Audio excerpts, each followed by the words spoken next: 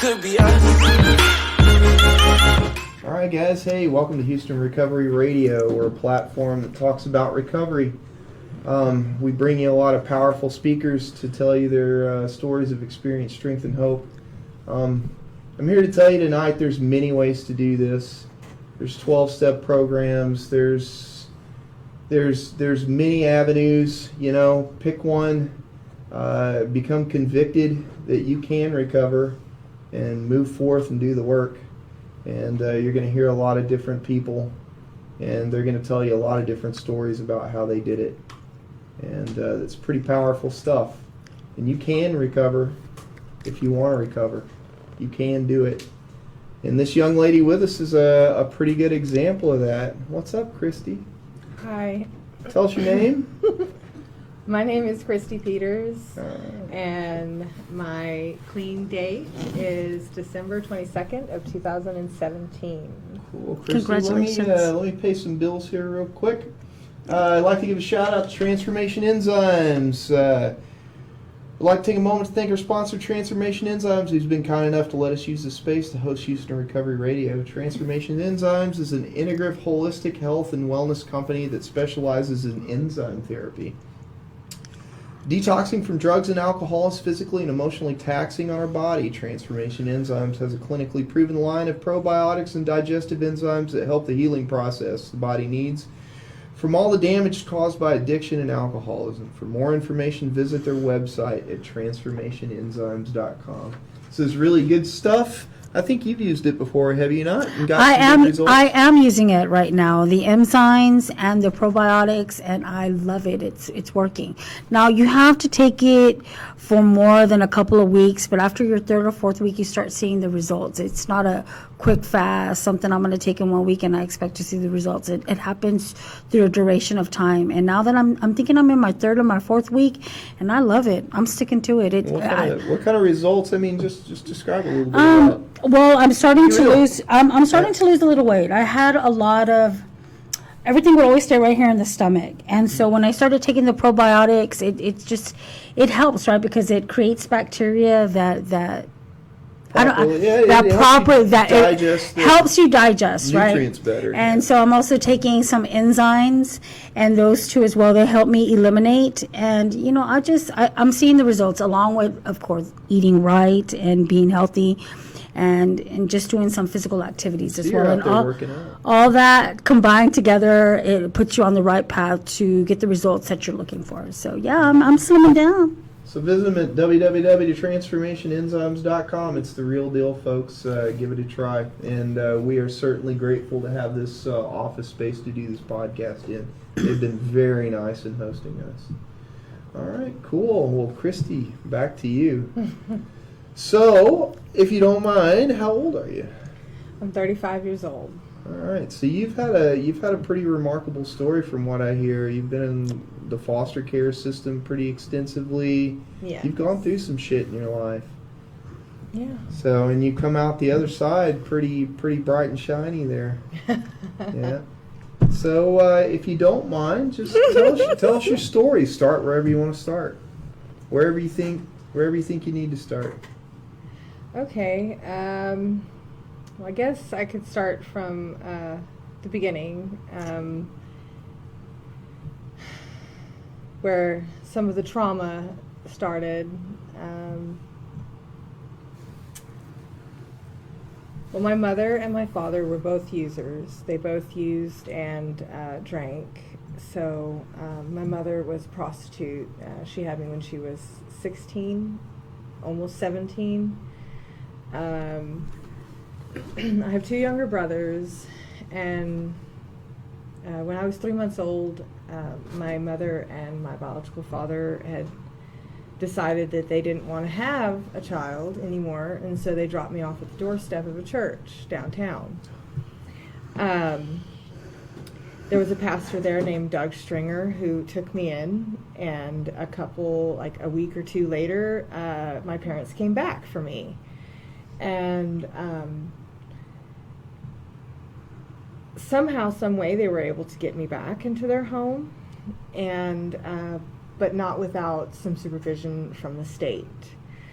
So there was an organization called Casa de Esperanza who has watched out for me and is actually still watching out for me to this day. I have an aftercare case manager. Oh, wow. Is that typical in the foster care system? No, but Okay. through that organization, it is. Okay. When I was 3 years old, my father went to prison for the rape and molestation of me. I don't really remember that, but on my 5th birthday, he had gotten out of prison a couple weeks before that, and it happened again. He kidnapped me, and again, with some sexual molestation and stuff, and I've never really heard from him again since then. Like, I never really saw him, never really had much to think about him or anything.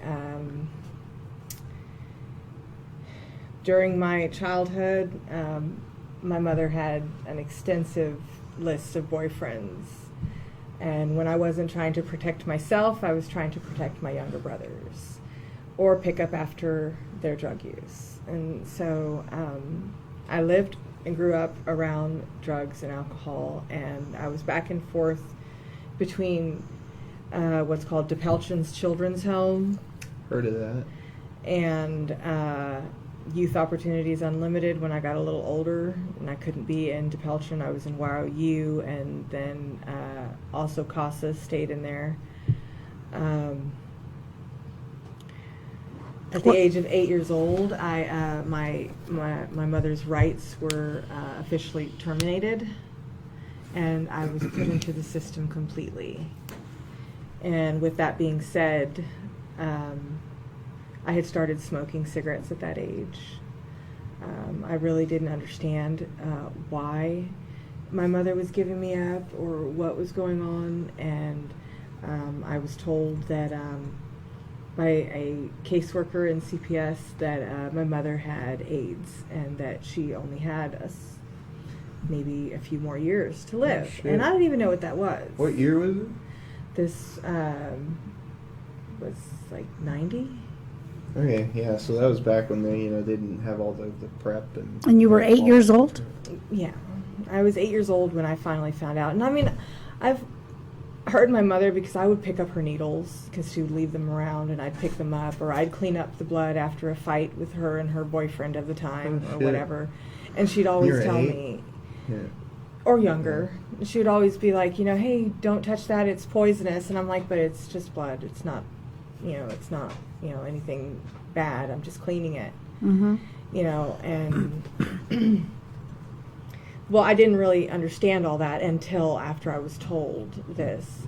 I have a younger brother that was, he was born with it, and it hurts us as a family at times. A younger brother born with HIV? Yes. Okay.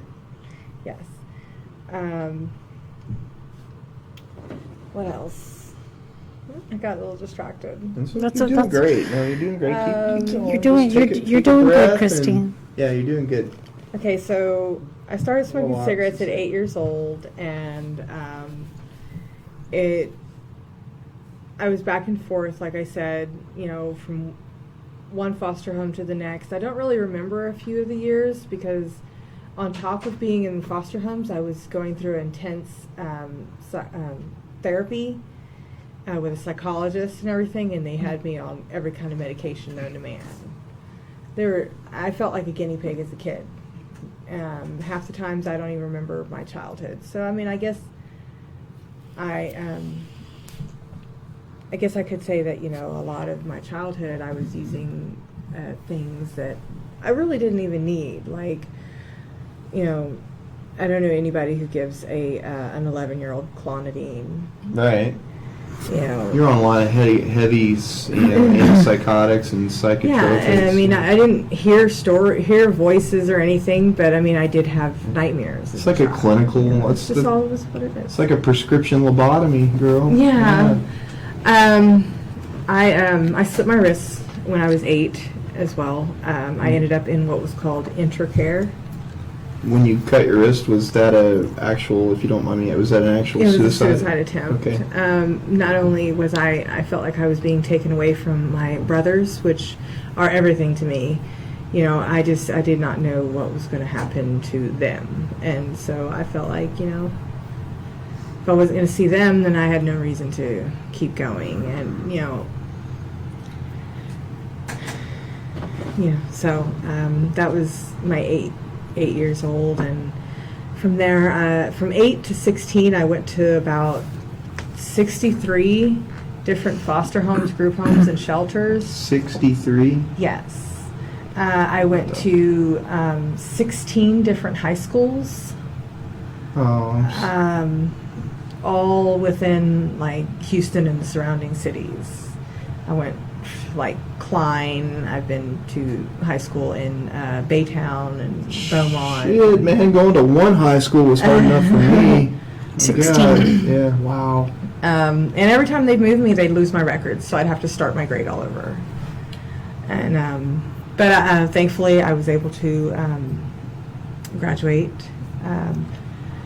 In between then, I was more of a loner, and so and when I would run away, I would run away, and I'd be on the street. And so, by about 10 years old, you know, I ran away with one of the other girls that was in a foster home with me, and we started smoking pot. She was older than me, and so I guess she knew of it or whatever. I don't really remember, but I started smoking pot when I was 10.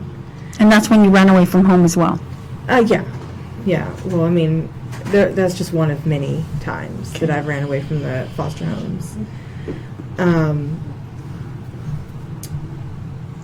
Started smoking pot then, and I was continuously smoking cigarettes and continuously bringing them back to the foster homes with me. And, you know,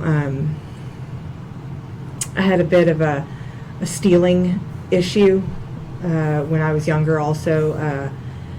Something my mother, I didn't mention, my mother actually taught me how to steal when I was about 3 or 4. She told me if I was hungry, I needed to take it. And so we went to the grocery store, and she said, "Are you hungry?" And she handed me a pack of bologna and said, "Put it in my pants." And so that's what I did.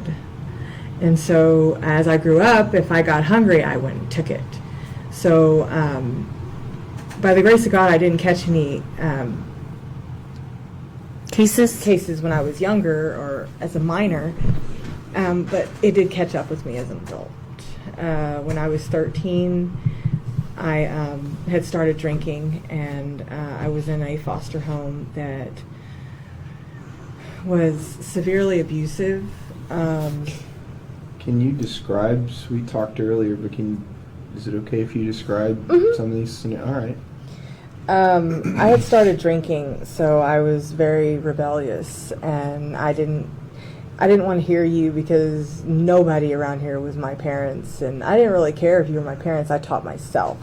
So I one night while we were all sleeping, there was about 3 or 4 foster children in the house, and I was about 13 years old, and there was 2 sisters that were foster parents. There wasn't a wife and a husband and wife. It was the 2 sisters that lived together, and while the children were asleep, they took bats to us. Oh, shit.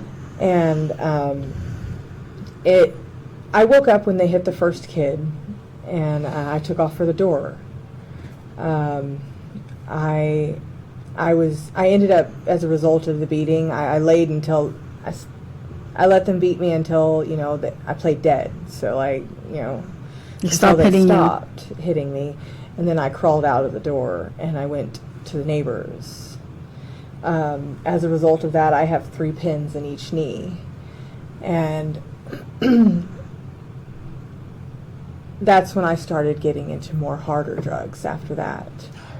I started doing acid and started rebelling more and not wanting to go to a new foster home because I wasn't sure if they were going to be exactly like that. So yeah, I'd go where they send me and then I'd leave. And so then I would end up right back in CRC, which is Chimney Rock Center, which I don't believe exists anymore. Okay. And then they would send me out to another one. And sometimes they would send me right back to it because I was never even reported missing. So the cycle would just keep going and going and going. Yeah, until I was about 16. Yeah, I was 16, and I ran away from my final time in Houston. And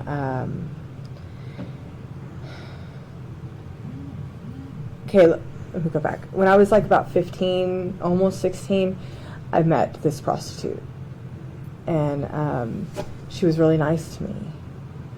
And she was not much older than me. She was like maybe a couple years older than me. And she told me that we should go to Florida and be free, because she wanted to run away from the guy. Now I know it's a pimp, but when I was younger I didn't know what the hell a pimp was. Mm-hmm.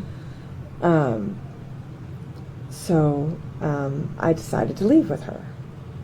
And so we hitchhiked all the way to Mississippi with one person. And when we were in Mississippi, that's when I tried cocaine for the first time. Like I said, I was about 16, and I had already been drinking for a few years and smoking pot and doing some acid. So, I mean, I thought cocaine, what the hell, you know? And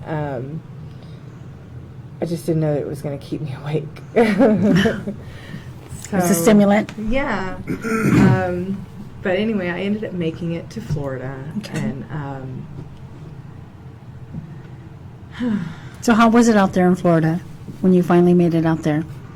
the first few months were really hard because when she went there, she had a husband and children, and I didn't know that she had family there. Okay. Oh, wow. And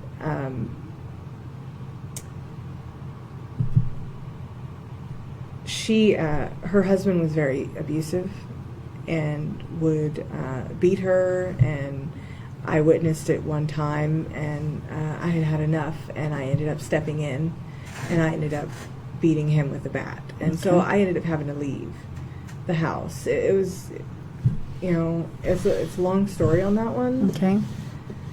But I ended up being homeless the first few months that I was there in Florida, and then I met someone, and me and her, we moved in together. She was significantly older than me. What do you mean by significantly older? How much older? She was 35 and I was 16. Okay. But I didn't tell her that I was 16, and I told her I was 17 or 18. I don't remember. I told her I was legal. Okay. You were 18. Yeah, and that was just to try to, because I didn't have anywhere to go, and so Wanted to get off the street. I did. You wanted a home. You were surviving. Yeah, you, Christy, you've been surviving since you were young. It's amazing to hear this story and where you are now.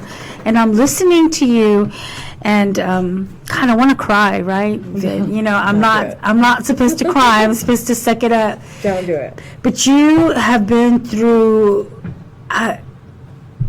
I don't even want to say hell, because it's so much worse than hell, right? Because you're living here on earth and experiencing all this heartache, trauma, pain from the time you were born, when your parents put you on the doorstep to the church and then took you back, and more pain and more heartache, and then the foster care system, more pain, more heartache.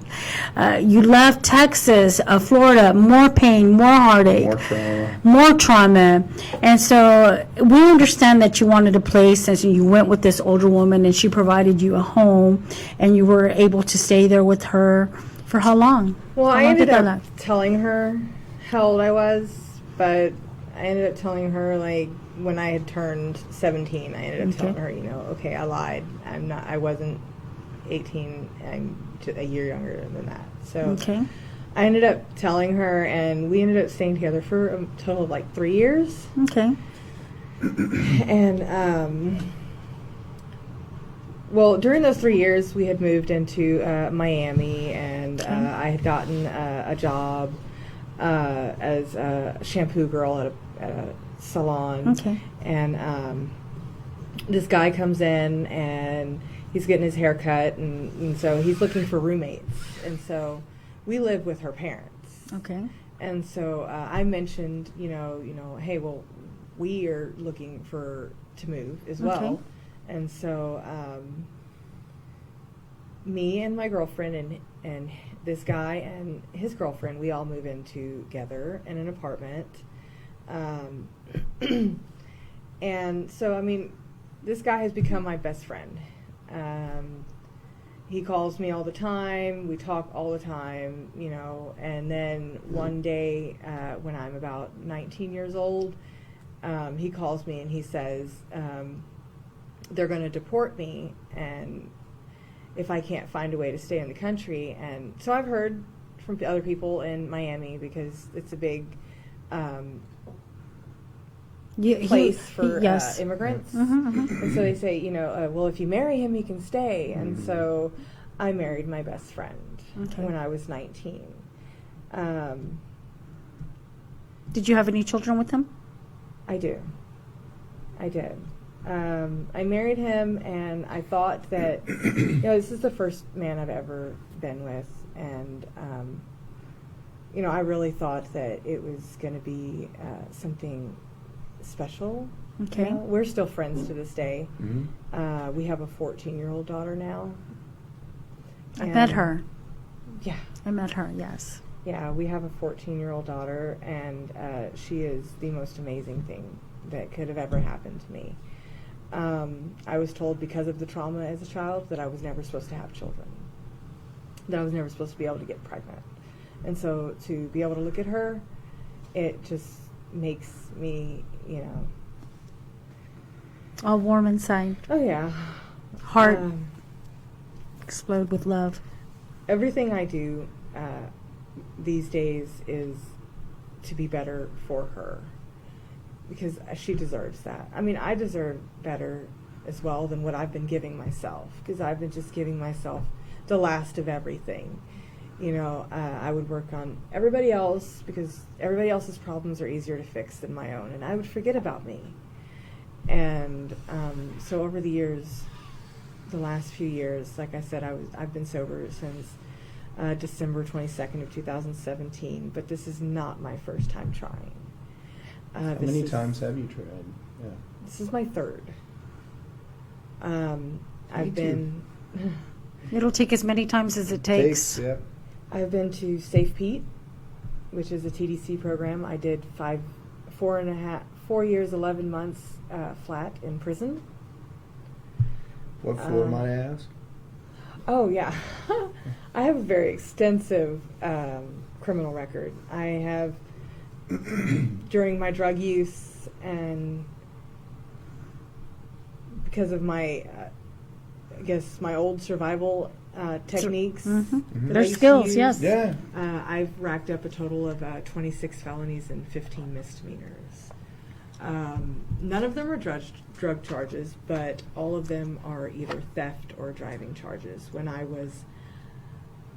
had gotten into meth back in 2013, 2012, 2013, and I had started stealing cars. And I thought it was easy. It was easy, but it never turned out to be easy. It was easy for me to get them, but not so much easy for me to get away from doing it. Yeah. Came to the point where, I would not just steal the car, I would take the stolen car and then go to neighborhoods and rob the other cars that were in the neighborhood. And I did that one Christmas season, the last one in December of 2017. I did that. And in my mind, now I think about it, I'm like, I took kids' Christmas presents out of their car. I don't have any small children, but I took it. I had no need for any of these things. And, in the program they teach us to make amends to the people, and I can't never, ever remember how many cars I've broken into. And my rationalization was, okay, next time you'll lock your doors. Or I'm teaching them to be more safe by they'll lock their door next time so this won't happen again. Or it's their fault. So you got to make some sense of it when you're doing it, right? Yeah, survival. So back in December of 2017, you got placed in jail. So you did 4 to 5 years? How many? No, you did months. I was in prison for about 3 years, 11 months. Okay. And then I got out for 2 months. Okay. And for those 2 months, I spiraled back down. As soon as I got out, it seemed like I got out and I went right back to the past, the people from my past, and I started using right off again and doing what you knew what to do, how to survive, how to pay bills, how to eat, how to live. You don't go to jail and then almost 4 years later still have your job, right, or your house, or anything else. So, I went to the address that I had paroled out to, which was Angela's house. Okay. And then I left from there. Because I found out that on parole, you can just go. You don't have to be there. That's just a place that you can go. And then you tell them later when you get to another place, you're at new address. So what is Angela's house? Angela's house is it's kind of like Santa Maria, which is a treatment center of some sorts, but it's a little different. More like a sober living community? No, actually it's almost exactly the same as Santa Maria. It's just Santa Maria's a little bigger. Okay. I think so. It is a treatment center. It is. Okay. I was. They have levels in Angela's house. Like your level 1 is like you're in treatment, and level 2 is like you're a step above, and you can possibly go and try to get a job or try to figure something out, and then. Step 3 is that Intensive you're working, outpatient. and, you're doing all that other stuff. I never made it past 1. In the past, because of my childhood, I've never been able to sit in one place for longer than 6 months. Oh, I had become institutionalized. I found it easier to live in jail than live out here. I didn't have to worry about where my next meal was coming from. I knew where it was. And I didn't have to worry about who was going to pay this and who was going to pay that. And, I was so used to being told what to do because of how I grew up. And so it was easy for me to live in a lockup or an institution than it was for me to live out here in the outside. free world. Exactly. And then I got to Santa Maria, and they didn't take any of my shit. They didn't care. And I would tell them, I want to run away. Like, the gate's unlocked. I'm like, but I leave, I can't come back. That's right. They're like, no, you can't. And then I went a little too far. So I was accepted. I spent 11 months in Harris County Jail, and I got the opportunity. I signed a it's a pre-trial intervention, PTI. Okay.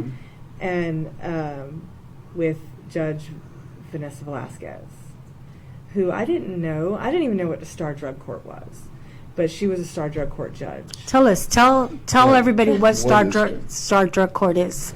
Please. Oh my gosh. Star Drug Court is Success Through Addiction Recovery. And it is a program that teaches you to be honest, not only honest with everybody else, but honest with yourself. You have to live with you and stay connected and keep with the right people, the like-minded people. I still had issues when I first started Star Drug Court. I hadn't relapsed in the time that I've been out, but I got the opportunity to see where I was going wrong in my thinking, which was I wasn't thinking. Okay. I Okay. never really thought about what would happen afterwards. So Star Drug Court help guide you and place you in Santa Maria. And do they have stipulations? Are they guidelines to be in the START drug court program? Yes. Well, the START drug court program is usually you'll do about 90 days in treatment, 90 days in outpatient, and then you'll move on to a next phase, which could be your home or to sober living environment. Well, as long as it's sobriety coordinated or involved in there. Totally went blank. Okay, you're at START drug court. You have to go through the program, and you have to do intensive, outpatient, supportive, and now you're in a community of people that are Usually achieving. you only do 90 days of treatment. Okay. I myself did 6 months. Wow. It's not wow. It's because I fought them the entire way. I wanted to bend the rules. I didn't exactly break them. Sorry. But I wanted... It's okay. But I wanted to see just how far I could push them. Okay. And it didn't work out for me. Within my first week, I had gone back to jail. That one was by no fault of my own. It was a total mix-up, but it taught me that, oh my gosh. Because I was thinking this entire time, I want to leave. It's time to go. I want to run. And then I go back to jail. I'm like, damn it, I want to go back. So that little time, that mistake that they took you by mistake back to jail helped you think differently for that moment to realize that, hey, this is probably not a bad place. Let me give it a try. Yes. But then I was still kind of pushing the rules, and I ended up getting my treatment set back to where I couldn't go into the next phase until after I had completed some other things. Yeah, you could have moved into supportive. Well, no, I was supportive. You were supportive? Yeah. I'm a Santa Maria alumni as well.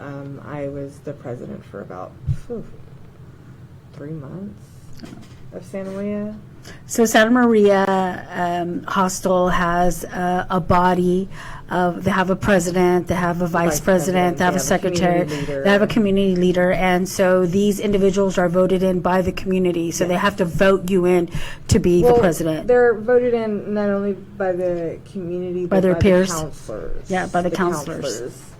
They thought that it would do me some good to have a role. And did it do you some good, Christy? It did, but I'm bossy.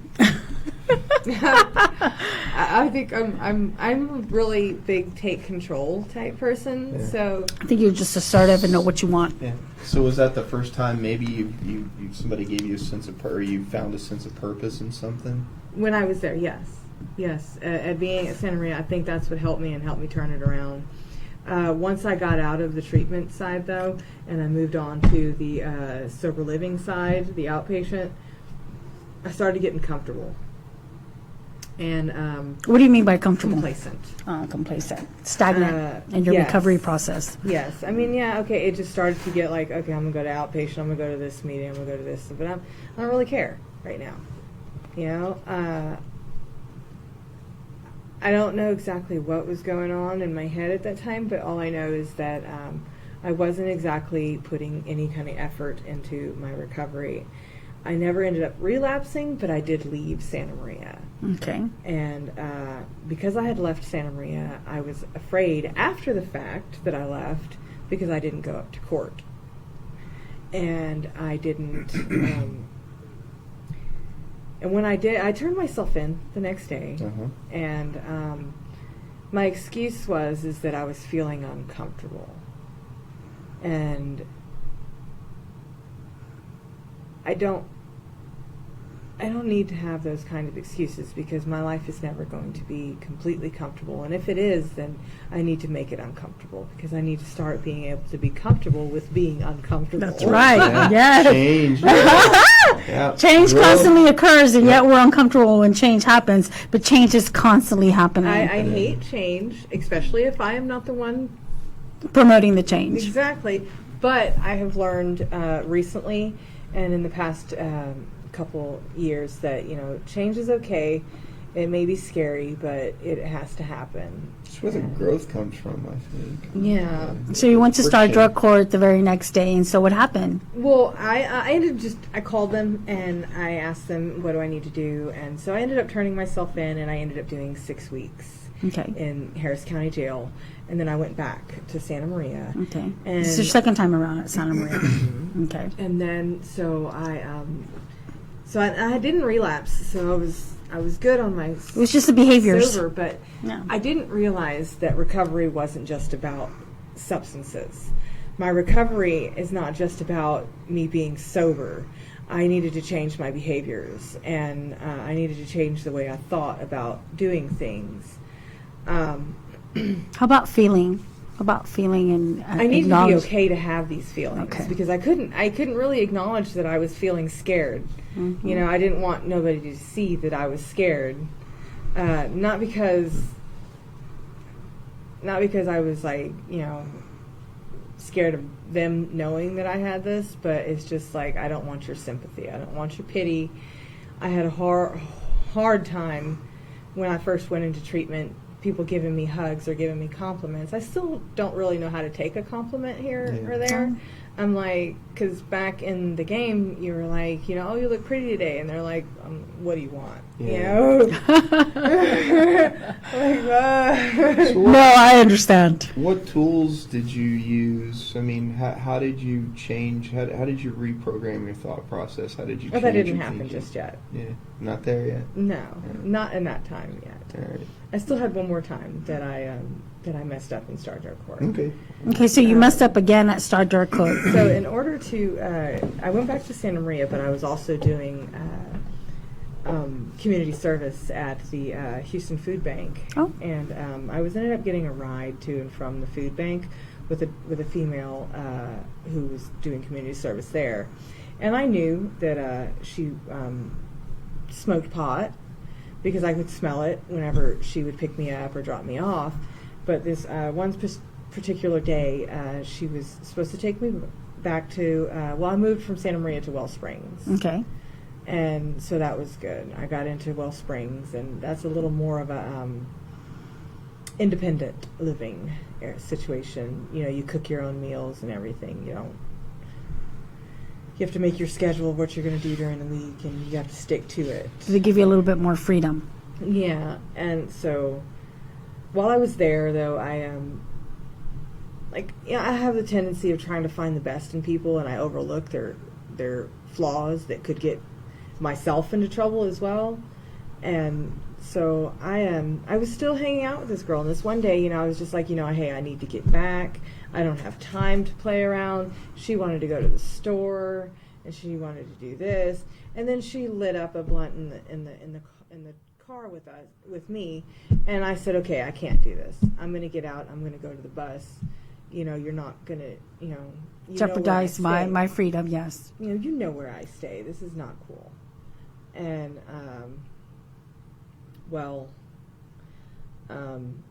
that didn't work out too much. I got out of the vehicle and then went to the passenger's back door to grab my purse, and the female took off.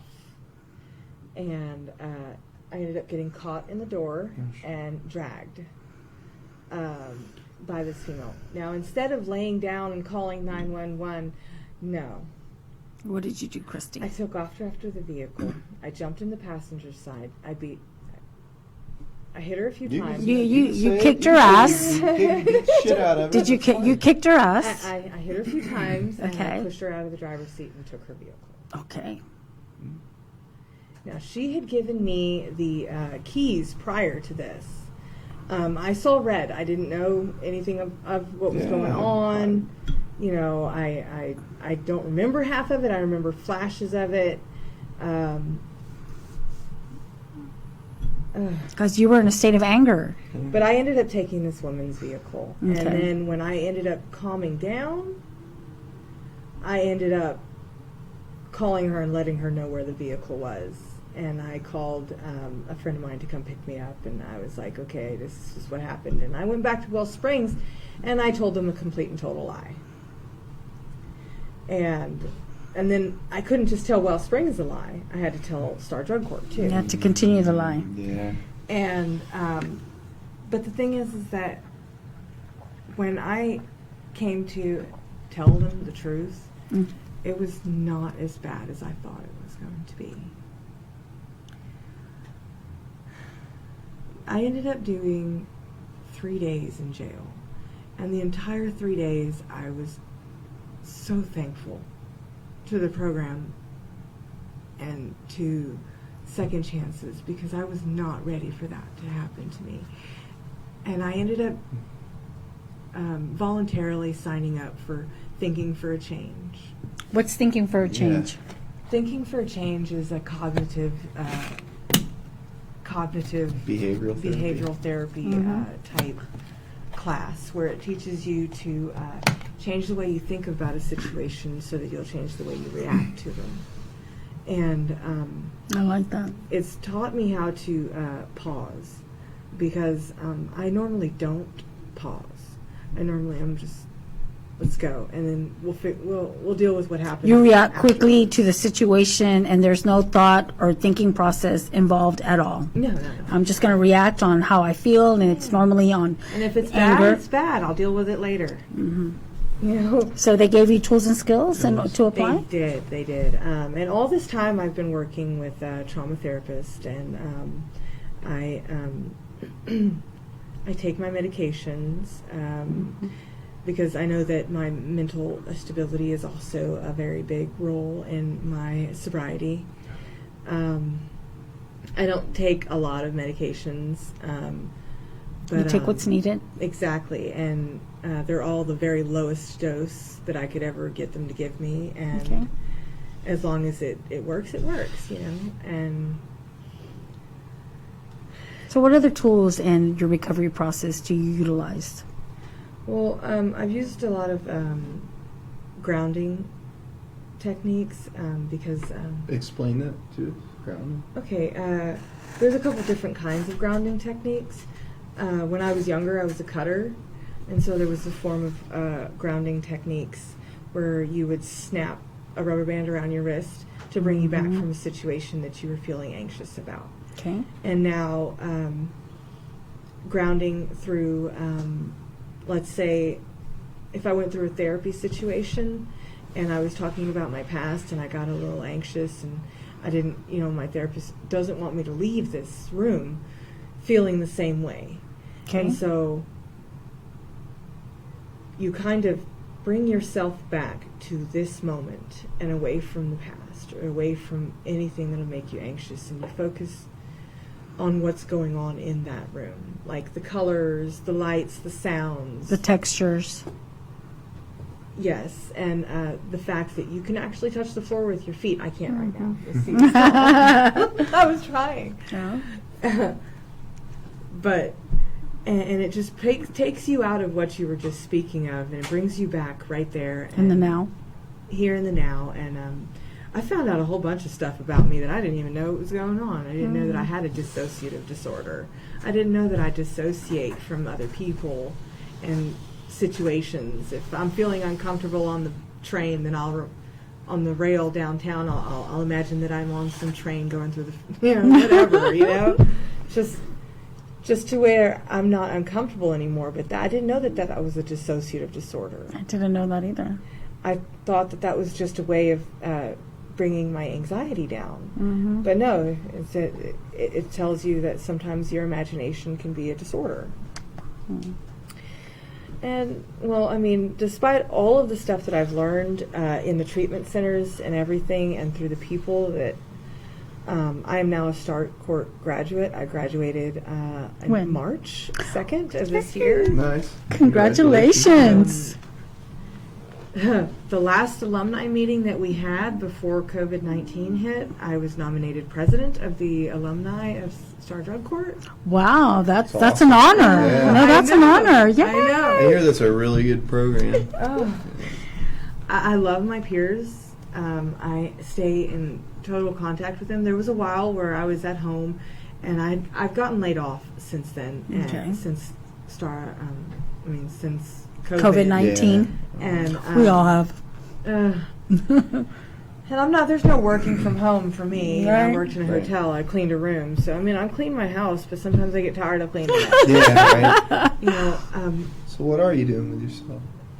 one of the girls that's in Star Jug Court with me reaches out to me regularly. Okay. And it makes me feel good because You have a support I'm system. not used to having a lot of friends because Yeah. I still feel very socially awkward. And because of my past, I never really stuck around long enough to actually make a friend. I was Okay. like, who the hell why do you want to even know me? You know, okay, I'm not going to be here long enough for you to actually care. So, you know, as an adult, I'm trying to actually be like, you know, it's okay to have friends. Yes. You know, and it's okay to be friendly because a lot of people, when they first meet me, they're like, dude, she's a bitch. And I'm like, no, I'm not. You just No, don't you're know not. me. Yeah. You know, So but you I'm have a not s- very Really, that yeah. nice. So you have a support system of peers I do. from Star Drug Court and what She other called me. communities? She called me a couple weeks Yeah. into the COVID and was like, go to the meeting with me. And I was like, what meeting? There's meetings? I need to get out. I need to see people. Yeah. I need to see other people besides the person So I what live meetings with. do you make? What So- programs are you involved in? Well, besides AA, I also do NA. I've done CMA, which is Crystal Meth Anonymous. Yeah. I have I don't know what that is. What is? It's another 12-step Crystal program. Meth It just Anonymous. deals Okay. with crystal meth. Oh, okay. I also I am a big I believe that my place is in ACA, which is Adult Children of Alcoholics and Dysfunctional Families. And that teaches you about the inner child. Oh, okay. And What's your that called again? ACA, Adult Children of Alcoholics. Okay. Yeah, and I've that- never heard of that Yeah, either. yeah, and that teaches you about your inner child. Your inner child. Your parents don't necessarily have to have been an alcoholic or a drug user for you to have had a dysfunctional family. They could have ignored you too much, or just the way you feel or why you used had to do something with happened in your childhood. And Trauma. it doesn't necessarily have to mean that you had a bad childhood or Oh, your okay. parents treated you wrong. It's It just- just meant that, you had a different way of looking at things. Okay. So I also do a lot of SOS, which is, I haven't done it lately. But share with us what that is. Yes. It's a secular organization of sobriety. I actually am very, I love that program. I haven't really been able to find it too much in the Houston area, but it focuses on putting your trust and your faith back in yourself so that you can believe that you can make it through anything. I honestly do believe that if I believe in me, then I can get through these things. And I can actually push through and go to the next phase. In AA, and they want you to trust a higher power. But I can't trust anybody else if I can't trust myself. And I can't love some higher power if I can't love me. And so I can't love anybody else unless I love myself. Okay. And so that teaches you to love yourself again.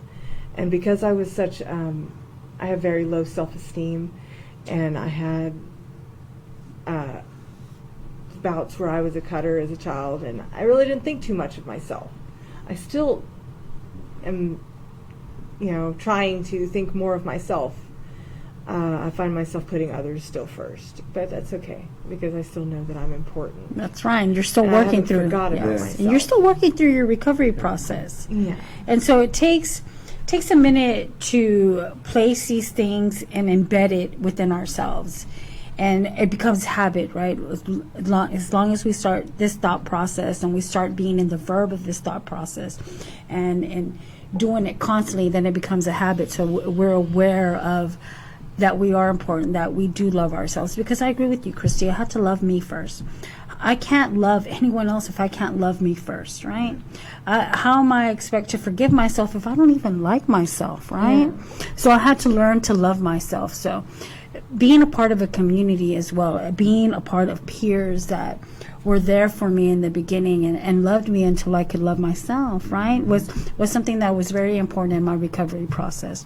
I utilized the tools of the program as well, and I took a lot of look at a lot of different areas in my life, my trauma, my upbringing, because it was more trauma than just childhood. It was so much more, right? So I had to learn stop using drugs to cope with that, right? I had to learn to love me, like me, be okay with me, be comfortable in my own skin.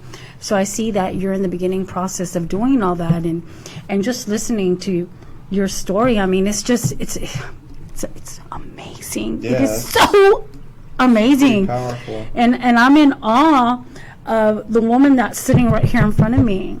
And so kind of just I'm so proud of you. And you're remarkable. And for anybody out here listening to her story, recovery is possible. We do recover. Christie is alive and thriving. No kidding. In her life. Yeah. And I'm just like, today I live with my girlfriend. We have a 3-bedroom house and a dog and 2 cats. Okay. And we love I love my life, and I wouldn't trade it for the world. Yes. I mean, sometimes I wish that, we could just go to work. But at times, I'm just like, this is great. This is wonderful. And I've learned to have fun without being high or drunk You or can totally have a great anything. time without being fucked up. Jeremiah jumps out of airplanes. That's what I do. Yeah. I just Jumps out of airplanes. But having a good life. It's definitely possible to have a good life. You can put all that shit behind you and move forward. And You're enjoy a fucking yourself. badass. Yeah. Sorry, I don't So know. tell us about your gardener, right? Oh, I'm a yeah. gardener. Big gardener. You asked me if I had any hobbies. I really couldn't think of anything I do besides veg out and Netflix Veg and out and chill. grow veg, right? Right? What veggies are you growing? Well, I have a couple of vegetables in the front yard, and tomatoes and zucchinis, and then I started some jalapenos and bell peppers, and then we also have a small herb garden growing, which I never really. What kind of herbs? They're all legal. Yeah. Fresh rosemary. I love fresh rosemary. Rosemary. Yep. I do have rosemary. cooking with rosemary. We have a thing for cilantro because we eat a lot of hell yeah. tacos and stuff. So we did cilantro, rosemary, bay leaves, oregano, basil, a couple of other little things. Sounds like you might be a pretty good cook too. Yeah, I love cooking. Yeah. Oh, Cathartic, barbecue. isn't It is. I love cooking. And you like to barbecue? I love barbecuing. I barbecue at least once or twice a week. Really? Wow. Like That's what great. do you barbecue? I like steak. But I'm a big meat person. I like steaks on the grill. I love making steaks on the grill. I think that it doesn't taste any better unless you put it on an open flame. Yeah. I agree, Christy. And but before this, I was actually barbecuing chicken, and we're doing hamburgers and chicken. We're celebrating a sobriety birthday for my girlfriend as well. Nice. She'll be on here in next week as well, so you'll be hearing from her girlfriend. Nice. So I'm really proud of her too. They say not to get into relationships until you're further on in your sobriety, but I believe that because we had such a like mind, that what we wanted to stay sober, and that we help each other. And they grew together, not apart. And they helped each other out in their recovery process together by supporting each other. I'm all cleaning the And they helped each other. It's okay. And so- You're talking some powerful shit. So She I would is. be on the other end too. So I'm gonna sit on my hands. Let her. I don't know. They just Fuck it. I think that we complement each other. You do. Where one lacks in another situation, the other one. If it wasn't for her, I would not have turned myself in that time. Yeah. I would not have. So you guys were both on the same path, helping, growing together. And you need that. And You need that in recovery. You need somebody to not only hold you accountable, but help used you. To everybody, just like when I fuck up, to just disappear on me and just say, you're a lost cause and take off. Abandon me. And so whenever she was like, okay, you messed up, let's do something about it, I'll still be here. And I'm like, oh, shit. All right. Yeah. I'm okay with this now. They suggest in certain 12-step literature that I'll try not to name the literature, but the no new relation. It doesn't say. I think it says no new relationships in your first year of sobriety. Is that? Yeah. accurate? Well, it was a year for me, but not so much. No new relationships in your first year of sobriety. Yes. I feel like It's a suggestion. Yeah. It's a suggestion. of AA and Yeah, it says don't get. It doesn't say don't get involved with anybody or. I be don't know. a I met trouble my guy. husband the first month when I was in recovery, and husband. So we dated and we got married. We've been married 5 years. Oh, nice. So I understand, Christy. I would say the first 90 days at least, so No. you can get your foot in the door as far as any recovery program that you're trying to get into. Yeah. You know what I mean? Like, Mm-hmm. at least get to step 4 before you start talking to somebody. And I Yeah. know that's Step I would 4 be- of the 12-step right, I program. met my girlfriend like a year into Mm-hmm. my recovery, Yes. And they're having a baby. and I'm having a baby. Yeah. Little boy. Congratulations, Ashley and Daniel, Do we again. have a name? Lucas. Lucas. Lucas. Daniel's having a boy. Oh, Hey. my God. Nice. Congratulations. Thankfully.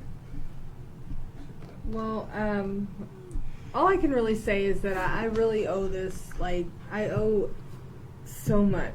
And I know this is probably going to sound really cliche, but I really owe so much to Star Drug Court and to Santa Maria, because they never, ever stopped letting me know when I was messing up. And being that voice that says, hey, it's okay, you're messing up. You're messing up big time.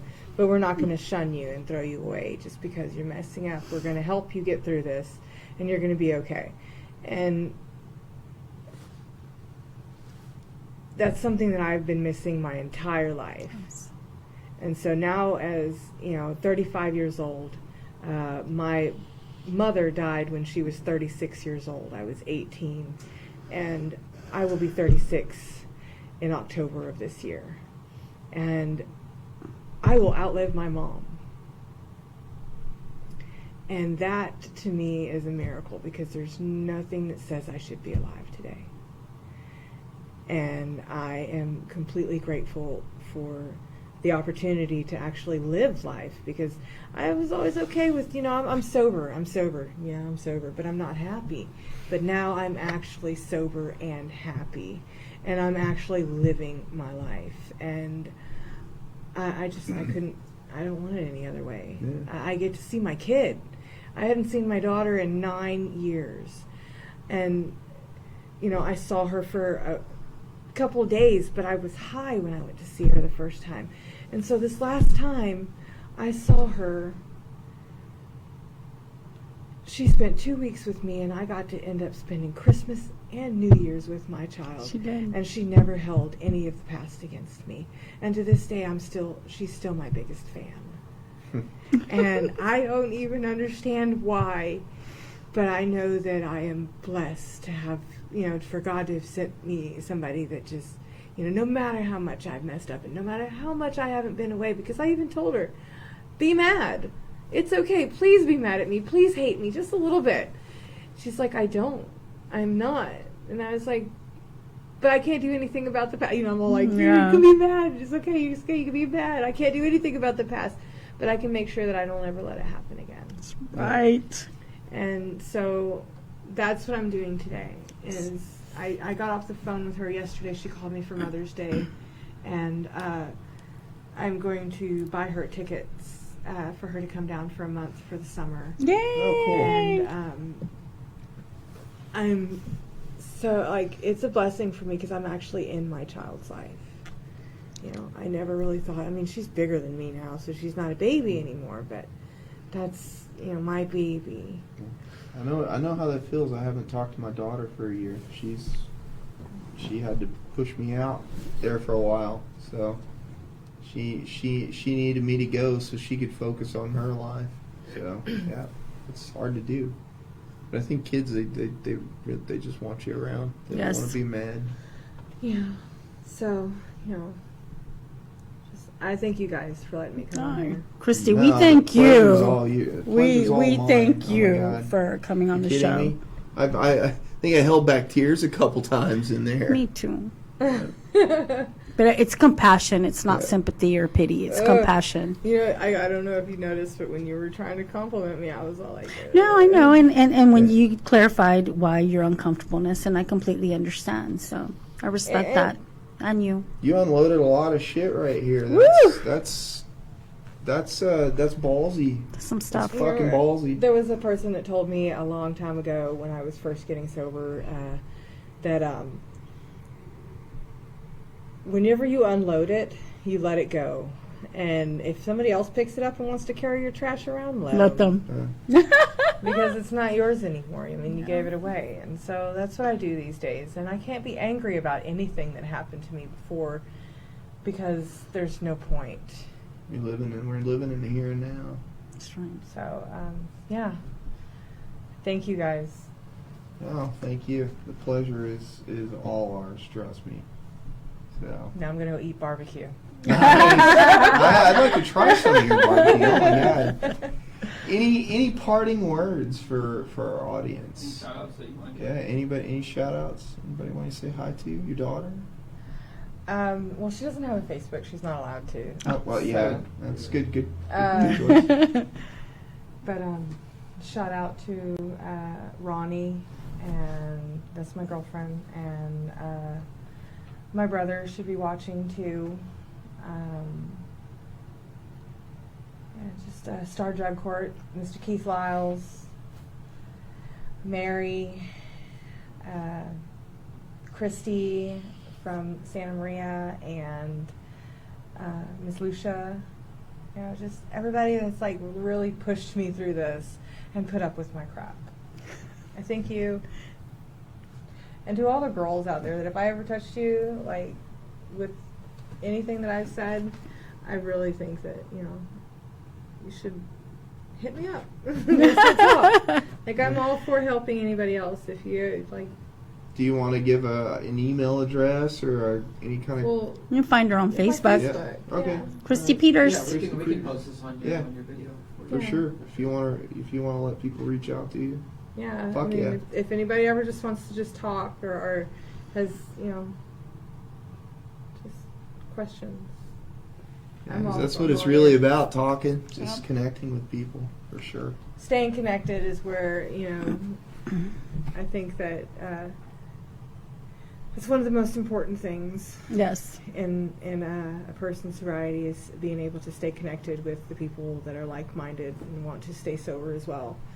When you start to disconnect, you start to feel lonely, and loneliness and boredom are the #1 cause of relapse, and I just want everybody to know that nobody's alone. So, you can always talk to me. Thank you. All right, guys. Thank you. All right, that is Houston Recovery Radio for this evening. All right. Thank you for tuning in to Houston Recovery Radio. We have another guest on Friday. Angel Phillips. There you go, Angel Phillips. Friday, 8 p.m. Central Standard Time. We're struggling to find the right equipment for our audio production side of things. If you guys want to donate anything to us, we would love to hear from you. You can reach us on Facebook. With our, you can message us that way, or you can reach us at Houston Recovery Radio 411 at gmail.com. We also have a GoFundMe account set up. Please feel free to take a look at that and donate if possible. Guys, anything you give to us will go into the audio and video production to make it better and more appealing to you and captivate your attention a little longer. We're doing this out of our own pockets, out of our own free will and our own time. So anything you have for us is greatly appreciated.